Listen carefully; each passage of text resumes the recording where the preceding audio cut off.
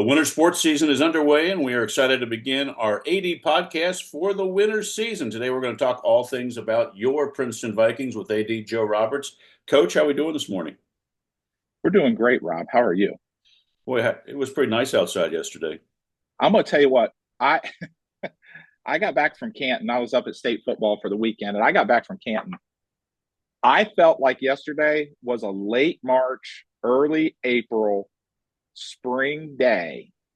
I mean, it didn't feel like fall. Nope. It felt like spring with that sun and coming off of what we had Thursday and Friday with the snow. I mean, and it was cold in Canton, Ohio. Yes.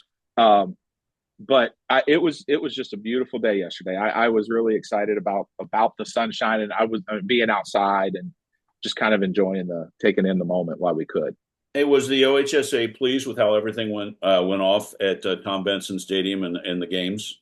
They were very pleased. I can tell you this. We hear it. OHSA hears it about we got this drive. We have this distance. The people in the Northeast say the same thing when they've got to come to UD Arena or to the Nutter Center for volleyball. And what I can say about state football is the Canton Visitors Bureau and the people that run Tom Benson Stadium and the Pro Football Hall of Fame want those state championships to be on It's that important to property. them, isn't it? It's very important to them, and the people when the fans go. If I talk to one, I talk to 15. They all tour the Hall of Fame, and you're talking about the birthplace of pro football, and to be able to say that you hold your state championships there, that says something. And I wish that what we've lost, and we've lost it in basketball too, Rob, we've lost the general fan. I don't know the numbers. I do think people watch it on TV. They watch all the championship games on TV. But we've lost that general football fan. They were 7 great championship games, and there were some blowouts, and we know that. But there were 7 great championship football games to watch over the weekend. And it is a long weekend. That's hard to do when you play a game on Thursday night and then 3 on Friday and 3 on Saturday. That is hard, Yes. But the folks at Tom Benson and the Pro Football Hall of Fame folks, they go out of their way to make sure the fans themselves are enjoying that experience. From being able to get them into the stadium, to get them into the parking lots and move them around from the vending spaces. And there's not a bad seat. I mean, I sit up in the upper corner a little bit, and there's not a bad seat in the place. But just a great venue, great 3 days. And I think the Ohio High School Athletic Association values when you can play in a facility like that appreciate the support. Yes. And appreciate the idea that they want you to be up there. I know that when I drove away, I haven't been there in 11 years, since 2013, and I know when I drove away, it felt special. Yeah. The venue, the people were so accommodating. You could tell they wanted us to be there, and it was a great place for a state championship. I mean, it was it was just great. Well, I'm glad that it was a successful weekend. And before we jump into winter, I know we got a couple of things that we want to just kind of talk about briefly. Viking honors and that huge announcement, facilities announcement across the street at Jake Sweeney Stadium at Princeton High School, the big announcement that came out a couple of weeks ago. I just wanted to just kind of put a bow around it for the fans, because it's boy, it looks special, Coach. Yeah, Rob, it's going to be. This is something that's been, oh gosh, now I'm going to tell you, we are now in the 22nd month of discussion on this. We've been going at it for about 2 years. We started looking at just the overall state of the facility and ideas on things that need to happen. We knew that this would be the last season for the playability of the field. Okay. We knew that. We knew that when you do that, you probably, and we could stretch it, maybe and get another season out of it. But when you do that, you also know this is the final season for your track. So we had that coming into play in the first place. But when we started looking at this about 2 years ago, we looked at, when you talk about safety and security of a campus and of a complex, having one entryway for fans, having one egress and ingress for fans, we knew we needed to address that. We knew that we needed to address those ticket booths. We knew that we needed to address the concession stands and the restrooms, and then the locker room itself. And so when you look at buildings that were constructed in 1980, it was time to really put some thought to that. So we began a really great in-depth discussion. And again, like I said, it started with our former superintendent, Mr. Tom Burton, and then Mr. Card took the lead on that when we had transition in leadership. And our board just simply asked us, they said, what, they charged us with putting a comprehensive facility master plan together. And we did that. And we're starting the first portion of that project. And it's going to allow, we're going to create 2 separate entryways. We're going to get those concessions and restrooms and update and modernize that. We're going to create that environment for our fans as well. And then we added into the locker room component, we don't have a place for female student athletes. We now are going to be able to have locker rooms that will be able to accommodate female student athletes, where whether the girls soccer team goes into a locker room or they don't, we're going to have space for them. Sure. And we don't adequately have that. Oh. And then we're going to take that transitions into what happens in the spring, and the lights themselves at the stadium, those are the original lights from, I want to tell you, 61. Obviously we've changed the bulbs and the baluses and things of that effect, but it's just time to change some of that lighting up and just how we look at that piece. And so, the facility itself is 40 plus years old. We're going to create an event and a structure, if you will, that's going to last us and sustain us another 40, 45 years. And what can we do within that phase and in that process is going to be really excited. And, I'm so thankful for the opportunities to be in part of it and around it. And it's going to be an exciting, it's going to be a stressful year, but it's going to be an exciting year. That had to be a fun project to be a part of, right? Just to be sitting in the conference room and spreading out and looking at plans and just being a part of that. Yeah. And our team's done an unbelievable job. John Fricky, our director of business operations, Chris Petter, our district treasurer, and of course, Mr. Card and our board of education have been fantastic throughout this entire process. And the ancillary groups that get involved in it, our music boosters, our athletic boosters, our security department, our buildings and grounds department, everybody that gets into that process has been amazing to be a part of. So looking forward to that. Well, looking forward to that phase. August of 2026. Yep. That's what we're looking forward to. Yeah. Can't wait to talk about it. Sounds great. And then one last thing on the fall that you're very proud of that you wanted to talk about was Viking honors. I do, Rob. I want to go back to that because we started this program last year where we, at the end of every season, we bring our student athletes together, all of them as a group. Our teams still do individual activities and breakout sessions and awards, but we thought as a department, what could we do to recognize some of our special honors? And one of the things that we do hit on that we are extremely proud of is our GPAs for our student athletes. And this year, our fall carried a 3.40 GPA average from all of our teams. And so that's just a huge testament to what happens to them. I told them in the room, they are student athletes.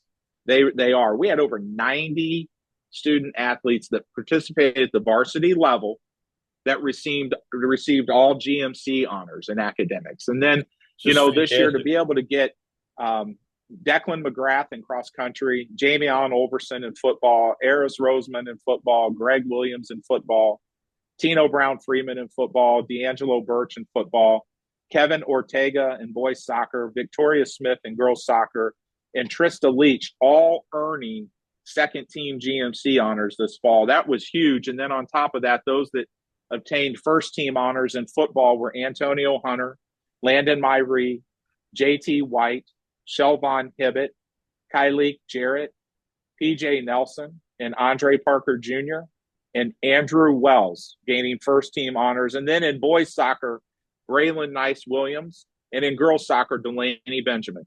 first team all conference, and you know how tough our league is. Yes. And those student athletes stepped up and they competed. And then, of course, to be able to celebrate a back-to-back GMC team championship for our football program. We've got that trophy, Rob, and we're going to be very proud of it. We're going to hang on to it for a while. And, Viking athletics is on the rise, and we're really excited about what's to come. As the top administrator of athletics, Joe, you just have to be so proud of those academic honors, where the football program has come and gone on your watch. And it's just, I know it's never about you, but it's got to make you smile and be very proud. Very proud of them each and every day. Yep, fantastic. Well, nice bow around the fall season. Let's we don't have a lot to talk about with winter sports, but let's jump into it, get it introduced. We'll start with boys basketball, starting the season off 2-0 with two nice decisive wins over Newport and Mason, which was a GMC already. So a good start for the boys basketball for the Vikings. Yeah, it was. We opened that season last Wednesday night against Newport, and Newport's ranked third in the state in Kentucky. Now, a lot of people would say, well, it's Kentucky. Yeah, well, that Kentucky basketball is a big deal, and Kentucky's the only state left that has one state champion.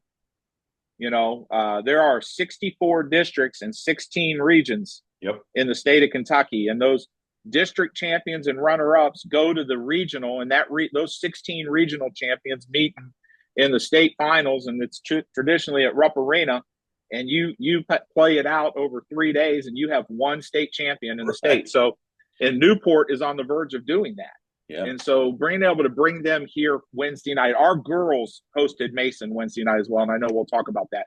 But what a great way to have a start to the basketball season here. We had a tremendous crowd. Our fan base was wonderful. The Newport fans got here early and saw the girls play Mason.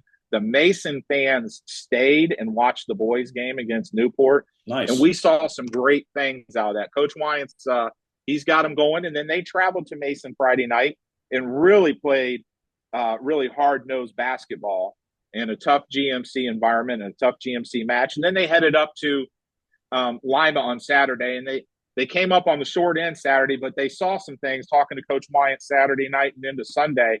They saw some things they got to work on, and it kind of brought them into a little bit of a humble space. But Lima is a very, very good basketball team, and probably out of that area should win the district, and most likely will be somewhere in that region contending for a trip to UD Arena. So really happy with where we're going. We've got a tough one tomorrow at Hamilton, and then I believe we've got Sycamore Friday at home.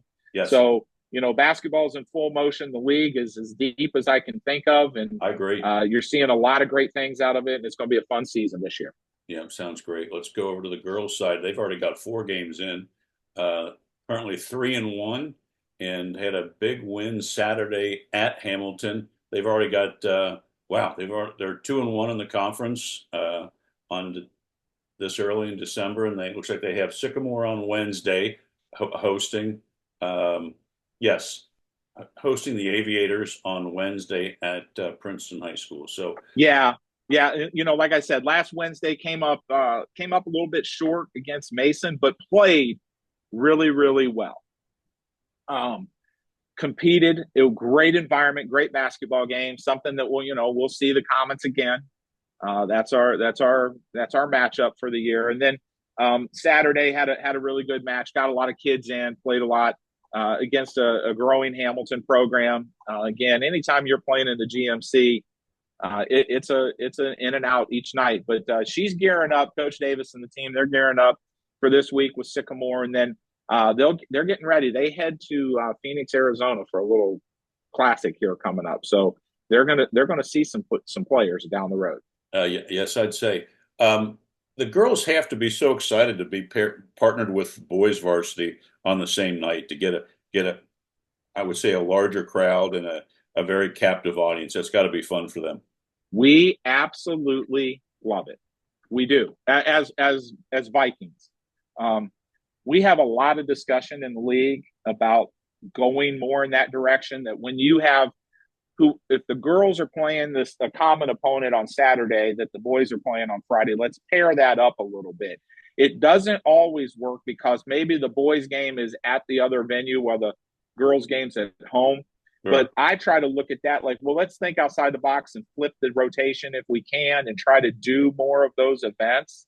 I think the league, as we continue to grow and immerse ourselves in these ever-changing world of basketball, I think we're going to see more of that down the road for us. And all of our facilities, all of our sites, with the exception of Coleraine right now, we can play 6 games if we need to because we have the auxiliary gym space. So we can run 6 games if we need to. But being able to pair that boys and girls up, and I know Coach Wyatt's a little bit selfish about it too because he's got a daughter on the girls team.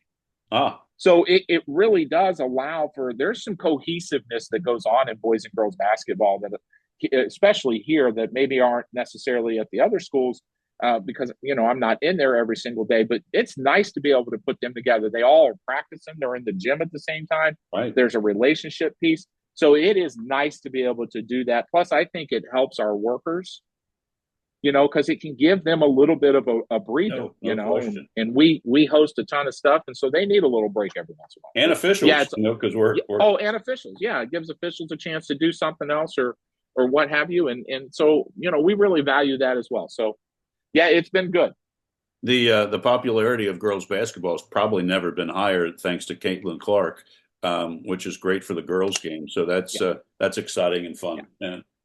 Great. We'll start talking about the quiz team. First of the year, they don't start until January 6th, so we're not forgetting about you. They just we'll get back to you when we probably podcast number 3. Let's jump into the pool. Not a lot with boys and girls swimming so far. They've had a couple of try matches, and let's see, they had a duel against Elder last week, and I guess Elder and Seton would be my guess.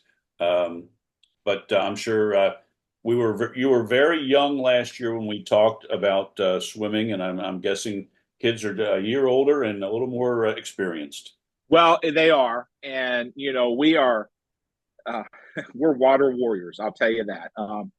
Trying to figure out and I think I've mentioned this before, but I'm trying to figure out the why.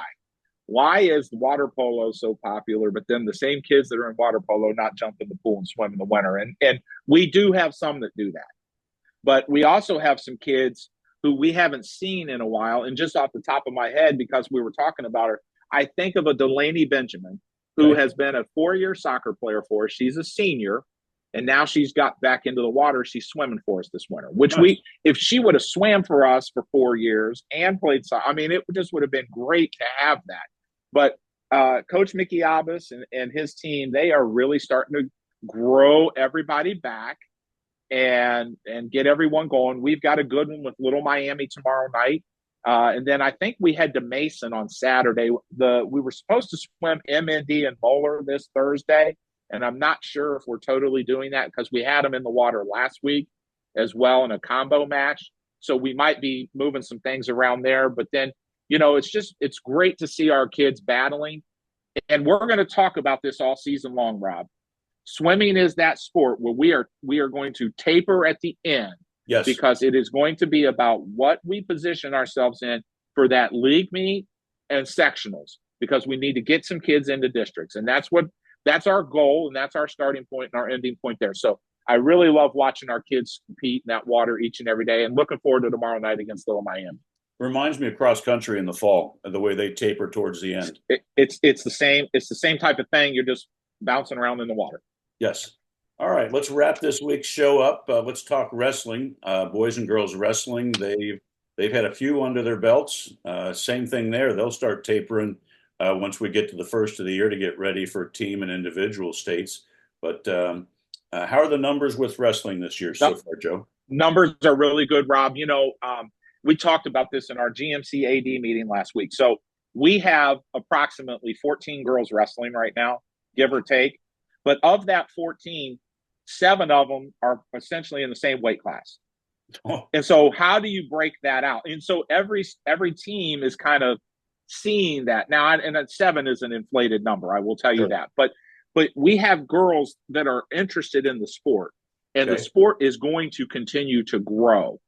But what we've got to figure out is if you've got, like I'll use that number again, if you've got 725 pounders, how do you get all 7 on a mat to go Right. against the team? And so I know Coach Powell's done a really good job of working and developing and building that program. We are going to have to take a really hard look at the end of this season, essentially of separating ourselves out and creating. We send the girls to a lot of individual girls only events because that's what we need to do for them. Sure. But it's going to really be a time where we've got to start to separate them and really create a girls program, because those numbers are just going to start to flourish and grow because the sport isn't going away. Right, I agree. Girls wrestling has become And way too with the popular. weigh-ins, they can only wrestle up. They can't wrestle down. That's correct. That's correct. So, and then on the boys, we had Middletown here last Thursday. I heard some really great reports. Kids got on the mats. We had really good stuff around what's going on. And then he took the varsity over to West Virginia for an event on Saturday. And then our JVs were up at Lakota East. So the key for wrestling right now is 1, health, and 2, stamina. We've got to make sure that our kids are seeing enough mat time all across the board that Right. they'll be able to spread themselves out. And again, sustain that to what happens in the GMC at the end. Yeah, it sounds great. Well, Joe, as always, thanks for your time. It's great to get these back up. We'll do another one next week and then take Christmas break and come back in January. I hope you have a great week. Best of luck to all the Vikings, and we'll figure out a time for next week because I know you're going to be at a national convention. We'll figure out a time to squeeze that in. But have a great week, Coach, and thanks for your time. Really appreciate it, Rob. Thank you, buddy.